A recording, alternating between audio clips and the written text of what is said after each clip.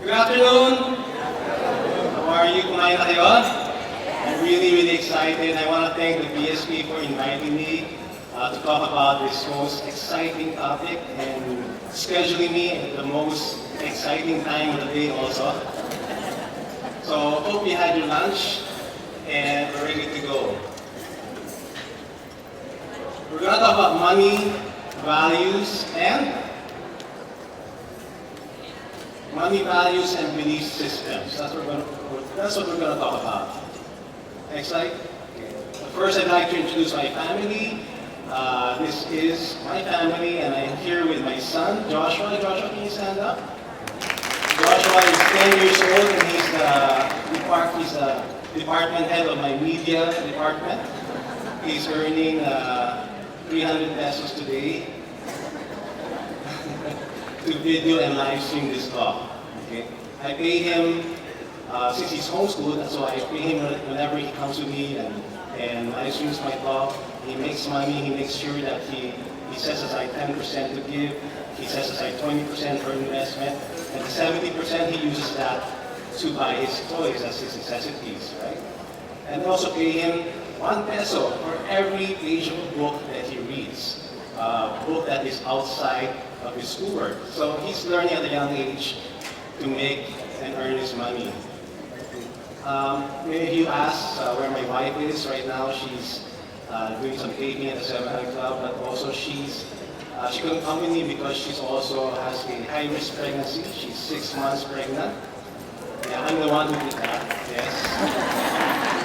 6 months pregnant, and she's actually more known as an inspirational speaker.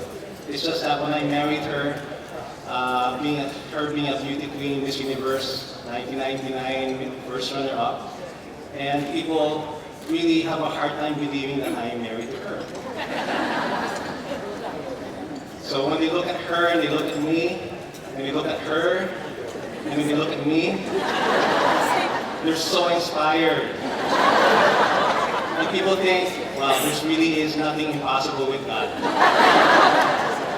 And so maybe that's why I'm being called a life coach. You must be a life coach. You must be an inspirational speaker. But I'm really just a author who has a heart to share whatever that really brings to my heart at that time.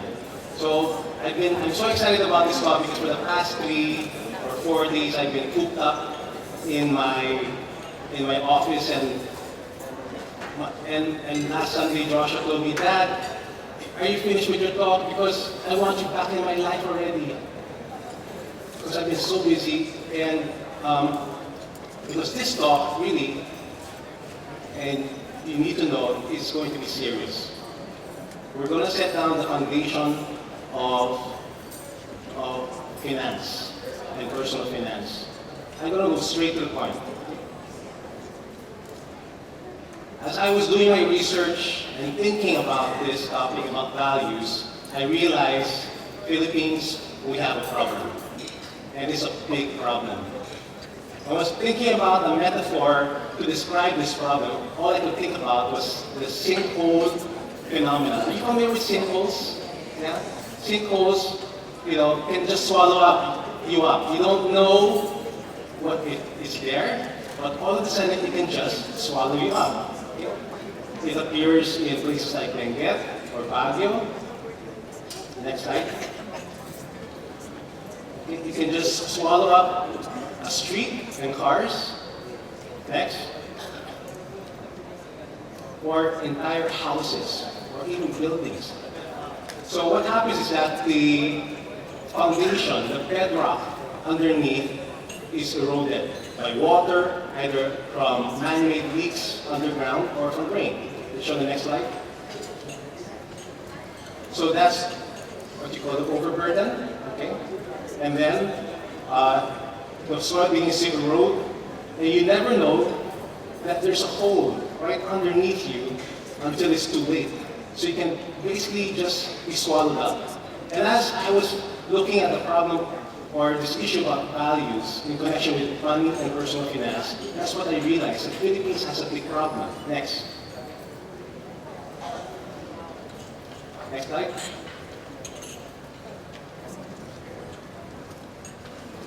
So families are,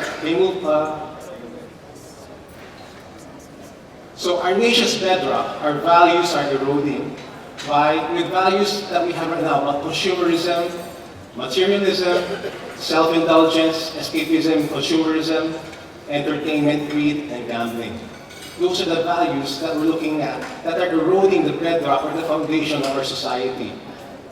Okay, next.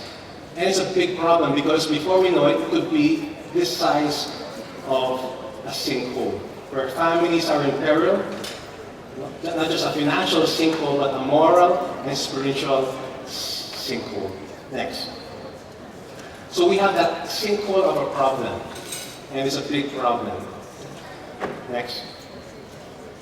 Now, before I go on, I'd like to present to you the context behind what I'm going to present. And let me present to you and talk about the story of how I wrote this book, Ang Pera na Hindi Bitin. I wrote this book about 10 years ago. And what was the genesis? So what was the impetus for me to write this book? Okay. Next slide.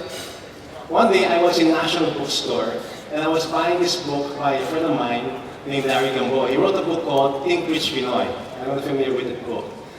It cost about 375 pesos. So I was lining up, and as I was at the cashier, I was about to pay. You know, the bagger, the clerk who bags the books, he went up to me, well, he whispered to me and said, "Sir, pagkatapos mong basahin, pahiram."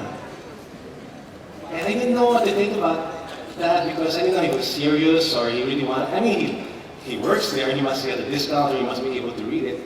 But that left an impression on me, and as I was walking out of the mall, I was thinking to myself, as an author, you know, one day, baka hindi niya kasi kayang bayaran yung 375, that's his like whole day wage, baka he can't afford it. So I told myself, one day I'm going to write a book about personal finance, and it's going to be that everyone can afford. That everyone can afford. So that stuck in my head. Then, a couple of years later, I find myself in Kenya for a literary conference. Come home after that. Next. I come home from Kenya. Next slide. I come home from Kenya and I'm itching all over. I have red spots and I find out I have a parasitic infection. So I'm itching, I can't sleep, 2 o'clock in the morning the parasites are partying, and I think to myself, since I can't sleep anyway, I'm going to write.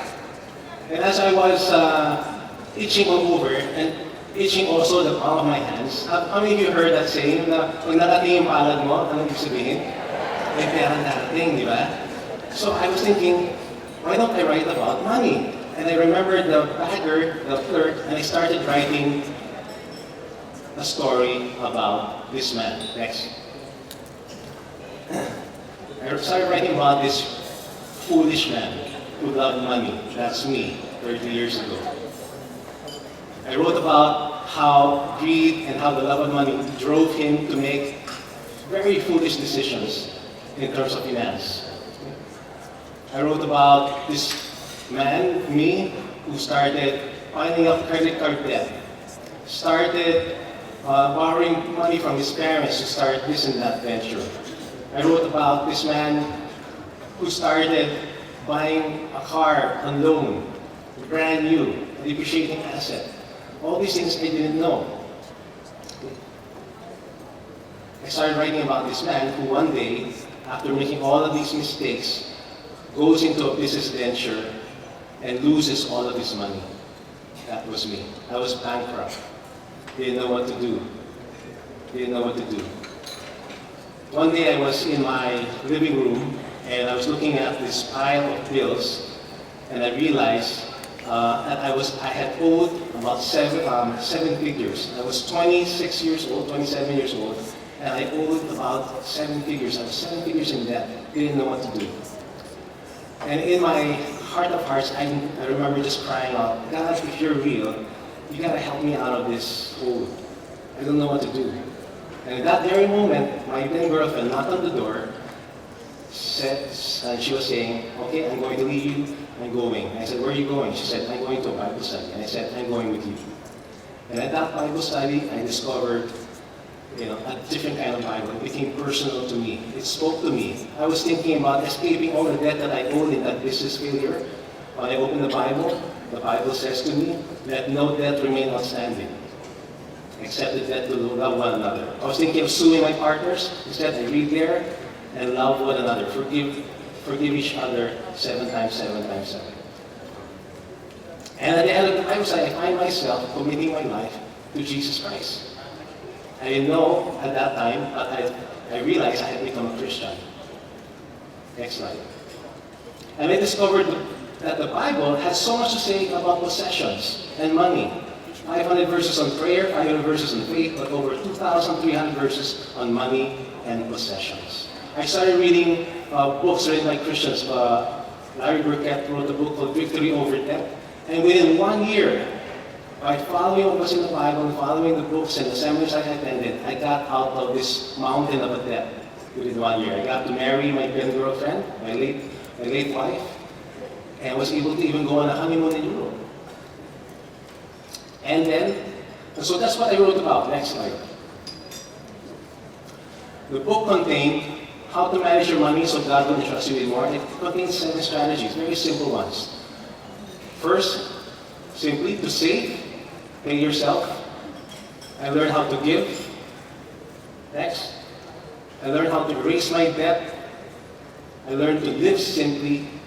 I learned to be enterprising, increasing my cash flow. I learned how to invest in stocks and real estate. And I learned how to spend on continuing education. That's what the whole little book was about. Next.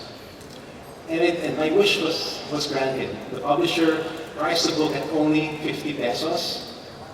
So kaya bilhin ng clerk dun sa National Bookstore. Next. And before I knew it, it was on the bestseller list. And I was so surprised that there was this hunger. Suddenly, a personal finance book was #1 on the bestseller list.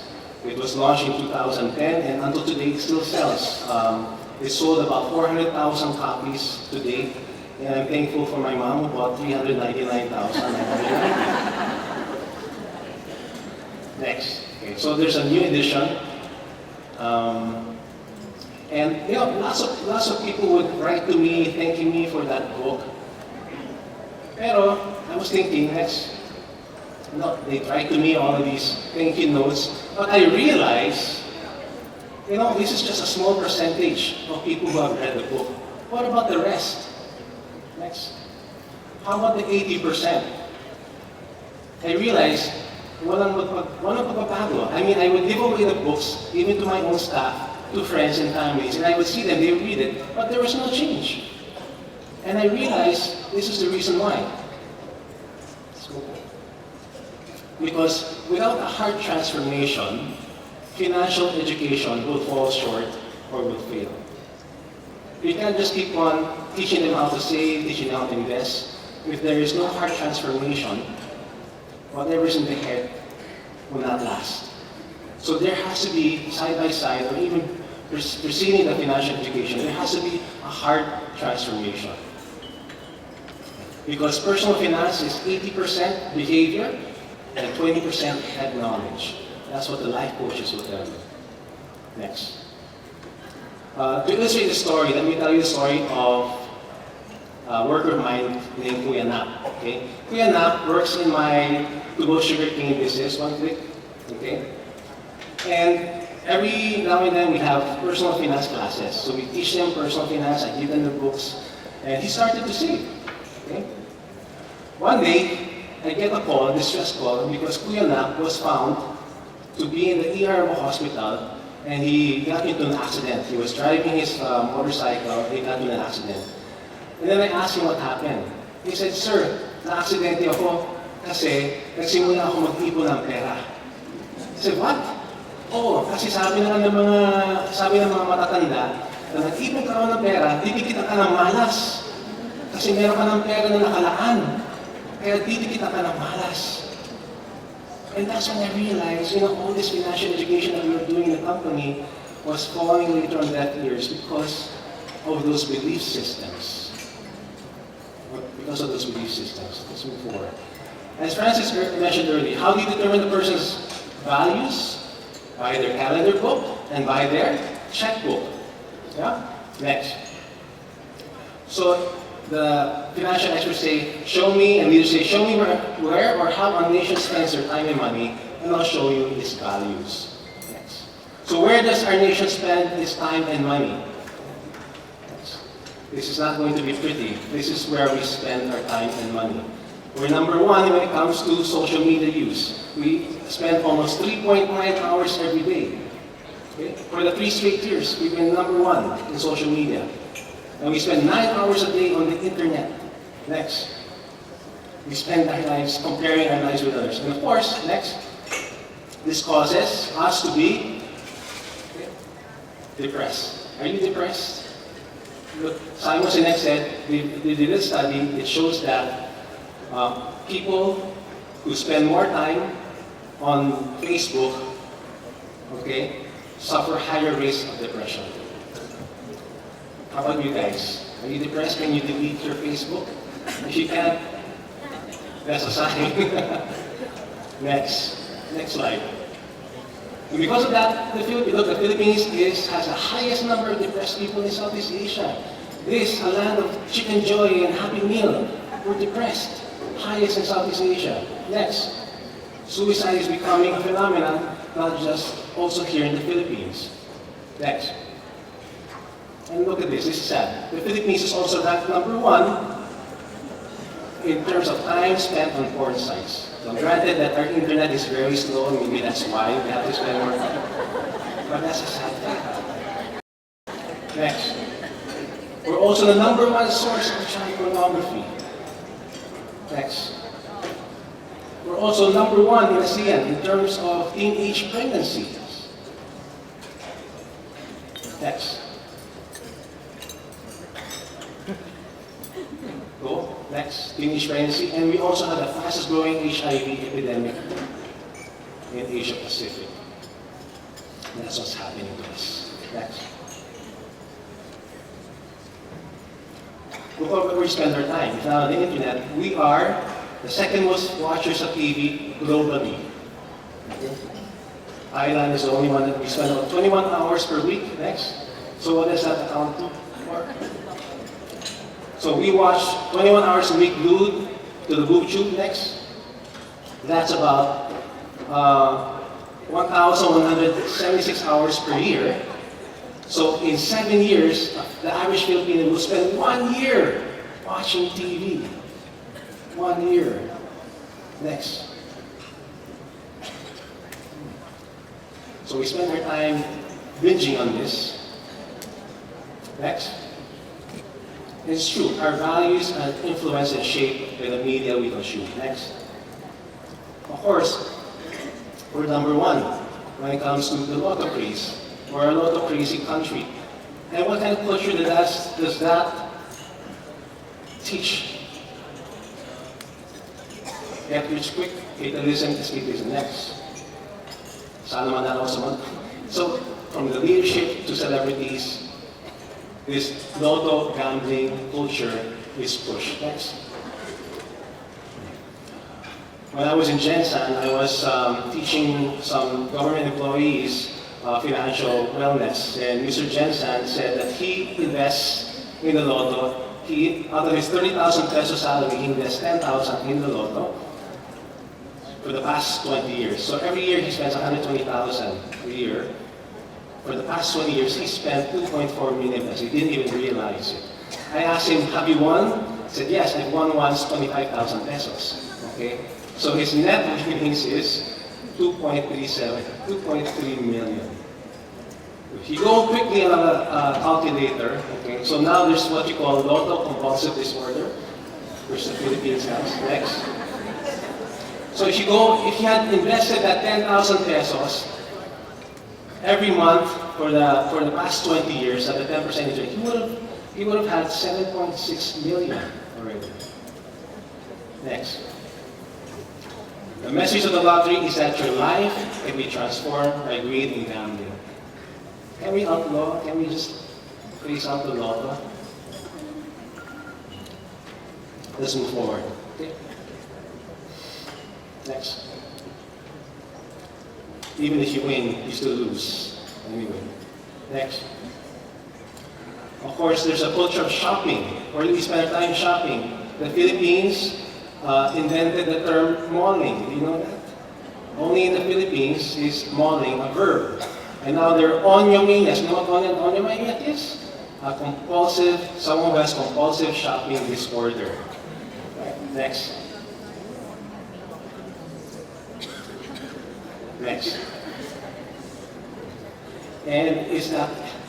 So why are we building more malls? That's the reason why. That's where we're spending time, that's where we're spending money. Okay. So that Philippine mall culture is like your avenue of escapism. It's a cathedral of consumerism. It's a reflection of our materialistic aspirations. Next.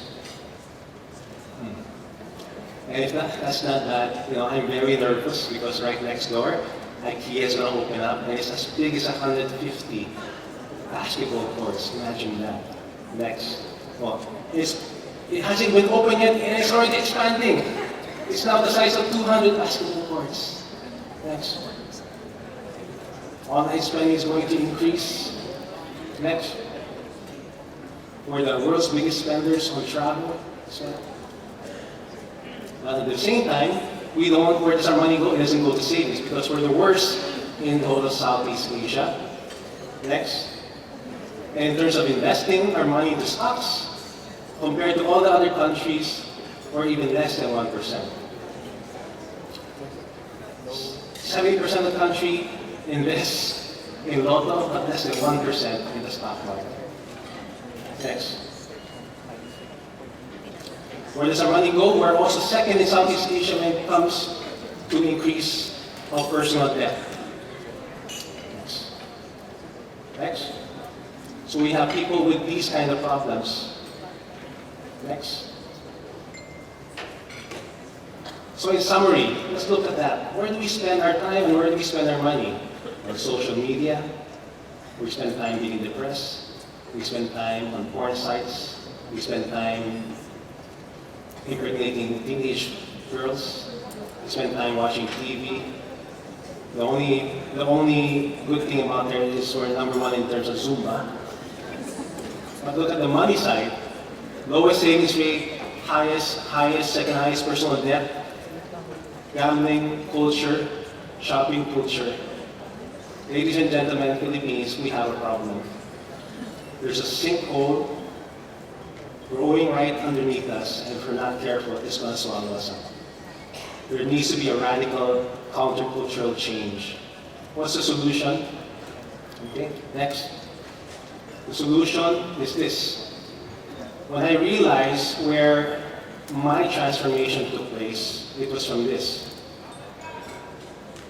It was shifting from a culture that promotes values of materialism and worldliness, consumerism, spending, escapism, greed, self-indulgence, luck, instant yaman.